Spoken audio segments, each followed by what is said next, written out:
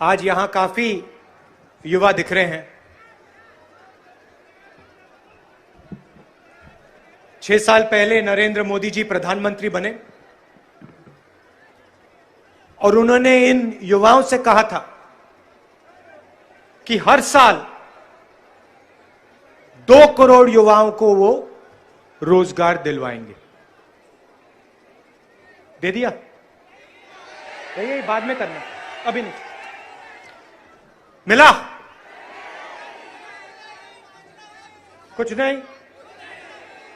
नीतीश जी ने कहा था बिहार को बदल देंगे, बदला? नहीं बदला। अच्छा, मीटिंग में नीतीश जी जाते हैं। पिछले चुनाव में उन्होंने कहा था रोजगार दूंगा। इस चुनाव में वही युवा जिनसे नीतीश जी ने वायदा किया था, उनकी मीटिंग में आके उनसे सवाल पूछते हैं, हमें रोजगार क्यों नहीं दिया? और नीतीश जी उनको धमकाते हैं, उनको भगाते हैं, उनको पिटवाते हैं। मेरा कहना है, सच्चाई सामने आती है, चाहे व्यक्ति कितना भी झूठ बोलना चाहे, चाहे नरेंद्र मोदी जी 24 घंटा देश से झूठ बोलें,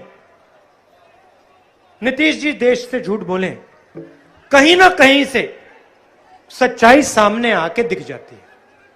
सही बात है?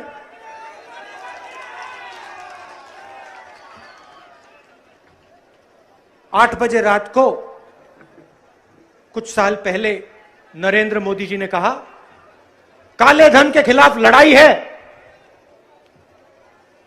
काले धन के खिलाफ लड़ाई है, 500 रुपए 1000 रुपए का नोट मैं रद्द कर रहा हूं। आप सिर हिला रहे हो। आपको याद है बैंक के सामने खड़े थे आप? याद है ना? या भूल गए? याद है, पूरा हिंदुस्तान लाइन में खड़ा था।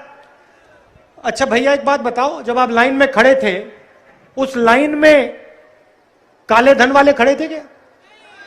कोई अरबपति खड़ा था उस लाइन में? अंबानी अदानी थे खड़े? नहीं। वो बैंक के पीछे के दरवाजे से गए, है ना? हाँ, पीछे से गए और जो उन्होंने सेटिंग करनी थी उन्होंने कर दी। आपके जेब में से नरेंद्र मोदी ने पैसा निकाला, बिल्कुल।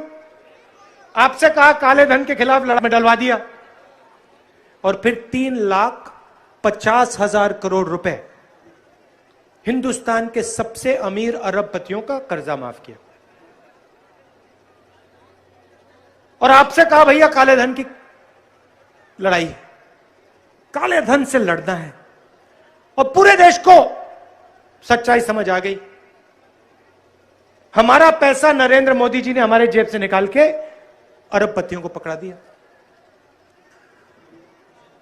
कुछ दिन पहले मैं पंजाब गया और पहली बार मैंने जिंदगी में देखा दशहरे पे रावण को नहीं जलाया जा रहा था, कुंभकर्ण मेघनाथ को नहीं जलाया जा रहा था। दशहरे पे नरेंद्र मोदी, ये अंबानी और अदानी का पुतला जलाया जा रहा था। अब आप सोचोगे बिहार का चुनाव है, राहुल गांधी पंजाब की क्यों बात कर रहा है? राहुल गांधी बिहार में पंजाब की क्यों बात कर रहा है? मैं आपको बताता हूं। यहां पानी की कोई कमी नहीं है, कोई कमी नहीं है ना। हर साल बाढ़ आती है। आप देश को 30% मक्का देते हो, यहां पैदा होता है। मुझे यह बताओ यहां रेट क्या मिलता है आपको?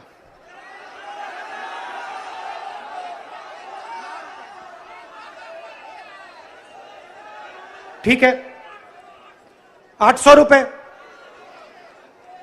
अच्छा, धान का क्या रेट मिलता है?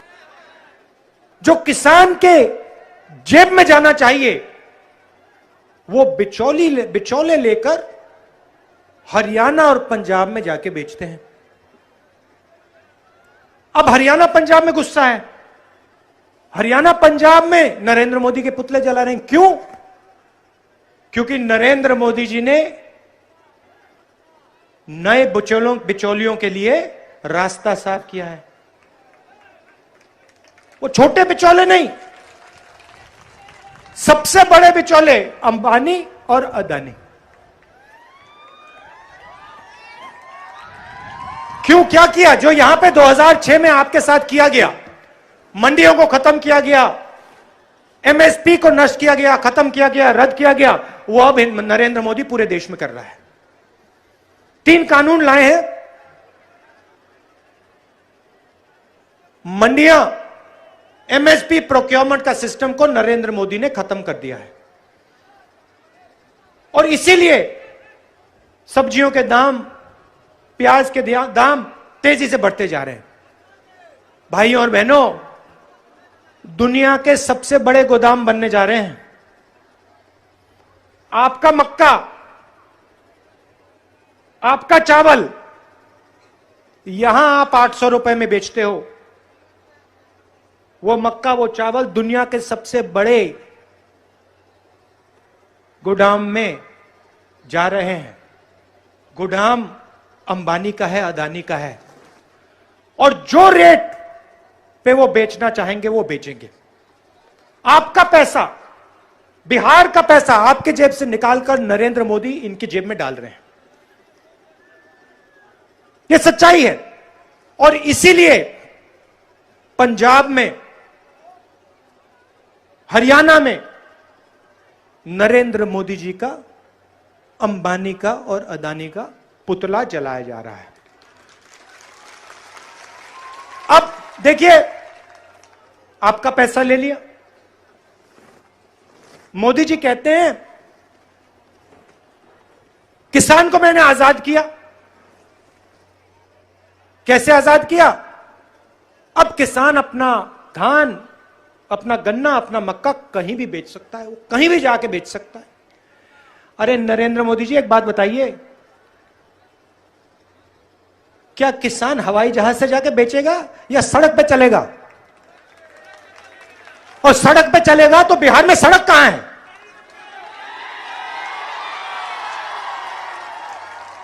नरेंद्र मोदी किसान से कहते हैं मैंने तुम्हें आजाद कर दिया, जहां भी जाना चाहते हो अपना मक्का, धान बेच सकते हो। एक भी सड़क नहीं बिहार में, एक सड़क आपको नहीं मिलेगी। कैसे बेचेगा? किसको आजाद किया आपने? किसको आजादी दी? हिंदुस्तान के सबसे बड़े अरबपतियों को आपने आजाद किया, आजादी दी। और किसान को, मजदूर को आपने गुलाम बनाया। पूरा देश देख रहा है। देखिए, अगर दिल में कुछ होता, नरेंद्र मोदी जी के दिल में किसान के लिए, मजदूर के लिए जगह होती, तो जो कोरोना में हुआ वो नरेंद्र मोदी कभी नहीं करते।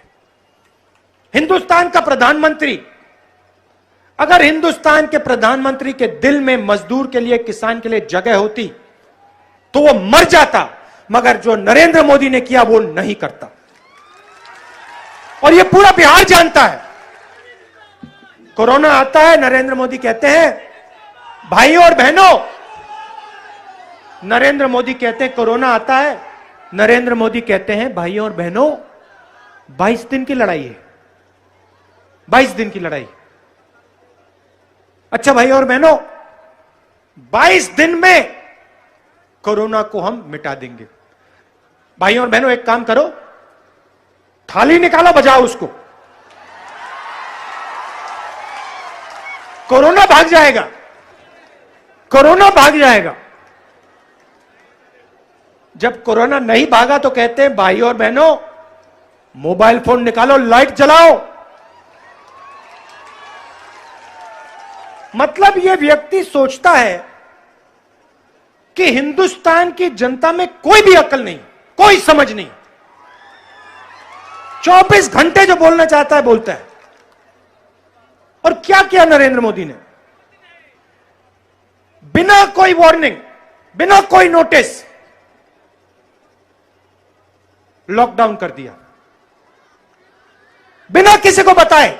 जैसे नोटबंदी की वैसे लॉकडाउन किया। और जो बिहार के मजदूर थे, गरीब मजदूर, कोई पंजाब में, कोई हरियाणा में, कोई महाराष्ट्र में, कोई बेंगलोर में, उन सबको पैदल भूखे प्यासे हजारों किलोमीटर यहां वापस आना पड़ा। क्या जिस प्रधानमंत्री ने यह किया बिहार के मजदूरों के साथ, क्या उसमें मजदूरों के लिए दिल में इतनी सी भी जगह है? ना। मैं मिला कोरोना के समय में, दिल्ली में बाहर गया, मैंने कहा मैं मिलना चाहता हूं, देखना चाहता हूं। मैंने मजदूरों से बात की। मजदूरों ने मुझसे एक सवाल पूछा, कहते हैं राहुल जी हमें एक बात नहीं समझ आई, ये जो प्रधानमंत्री हैं इन्होंने हमें 2 दिन का नोटिस क्यों नहीं दिया?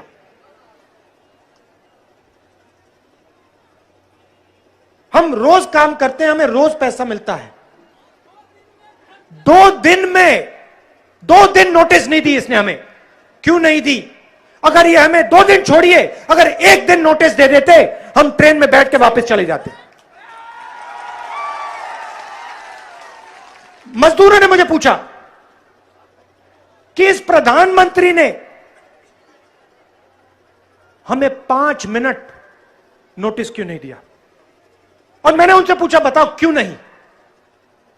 उन्होंने कहा प्रधानमंत्री के दिल में हमारे लिए कोई जगह नहीं है। प्रधानमंत्री, मैं आपको उनके शब्द बोल रहा हूं, प्रधानमंत्री अमीरों का है, गरीबों का नहीं। तो आपके जेब में से पैसा निकालते हैं, आप हर साल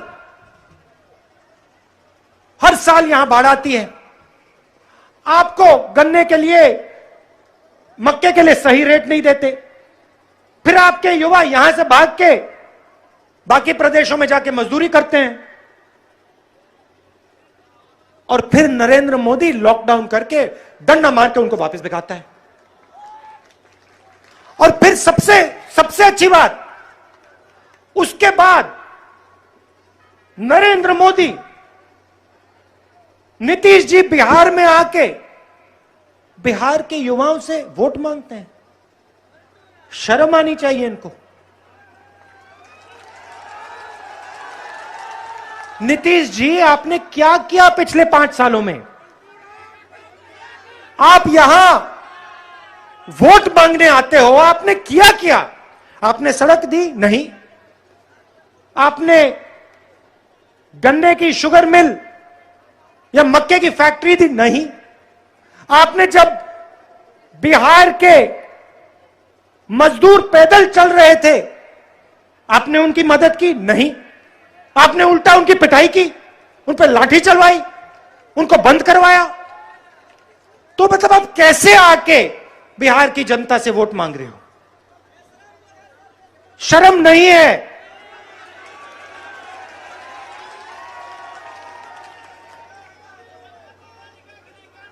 आप जाइए, छत्तीसगढ़ जाइए, छत्तीसगढ़ जाइए और वहां किसी भी किसान से पूछ लीजिए धान के लिए उसको क्या रेट मिलता है, और छत्तीसगढ़ का हर एक किसान आपको बोलेगा हमें 2,500 रुपए क्विंटल धान का रेट मिलता है।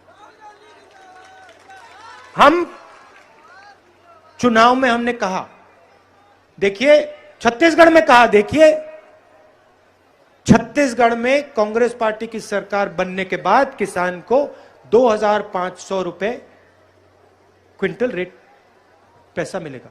आज जाइए कहीं भी छत्तीसगढ़ में, किसी भी किसान से पूछ लीजिए 2,500 रुपए मिलता है। अगर छत्तीसगढ़ में मिल सकता है तो बिहार में क्यों नहीं?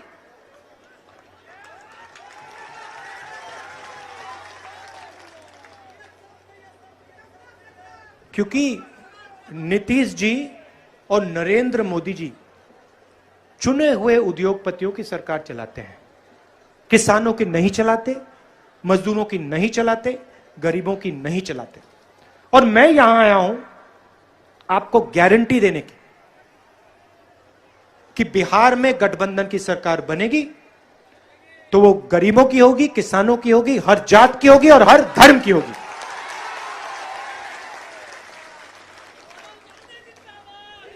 आखिरी बात मैं कहना चाहता हूं, आज जब मैं हेलीकॉप्टर से उतरा, मैं यहां स्टेज पे आ रहा था और मुझे शरद यादव जी की याद आई और दुख हुआ। खुशी का दिन है, मैं आपसे मिला, उनकी बेटी चुनाव लड़ रही है, मगर दिल में दुख भी है। शरद यादव जी बीमार हैं और वो आज यहां नहीं आ पाए। शरद यादव जी की हिस्ट्री, उनकी राजनीति गरीबों की राजनीति है। और पहले शरद यादव जी और कांग्रेस के बीच में लड़ाई होती थी।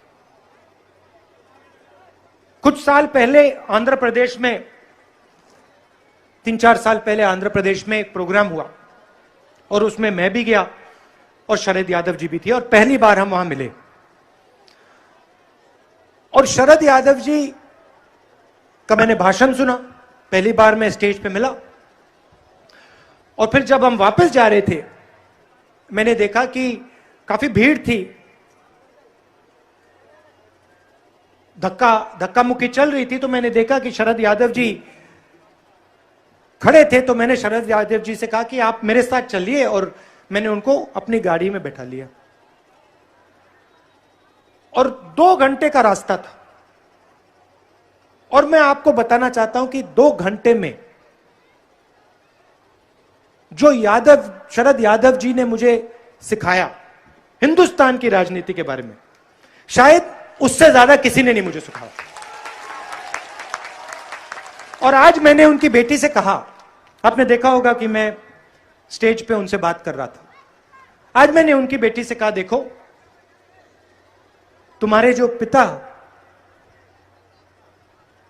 आज अस्पताल में हैं, उन्होंने मुझे बहुत सिखाया। एक प्रकार से हमारे इतिहास में वो मेरे गुरु हैं, और अगर वो मेरे गुरु हैं तो तुम मेरी बहन हो और तुम्हारी रक्षा करना मेरी जिम्मेदारी है। तो ये अब मैं आपसे, मैंने ये किसी और से नहीं पूछा है,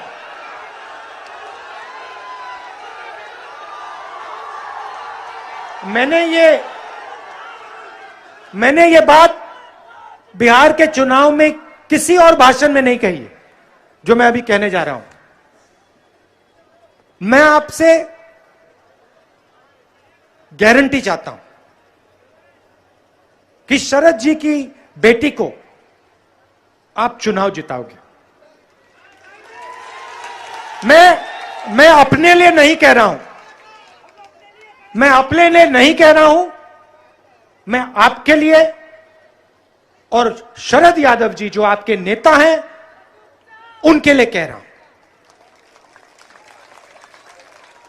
आपने इतना मुझे प्यार दिया, इतनी दूर दूर से आप आए, इतने प्यार से आपने मेरी बात सुनी, इसके लिए मैं आपको दिल से धन्यवाद करना चाहता हूं।